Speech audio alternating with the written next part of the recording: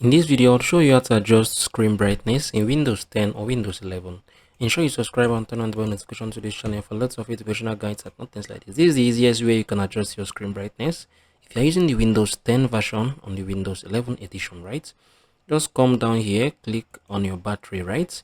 You're going to see this, right? So you can smoothly adjust it, right, in and out. So this is how you can adjust your screen brightness in Windows 10 and Windows 11. You can also do this as well. Click on this, right, click on the settings. Once you have clicked on the settings, wait for it to open up. Head over to the display, right? From the display, you're going to see the brightness, right? Adjust the brightness of the built-in display, right? So you can come on here, you can reduce it, you can increase it. This is how you can adjust screen brightness in Windows 10 or 11. If you found this video helpful, share your thoughts below in the comment section. Thank you guys for watching through. I'll see you all in the very next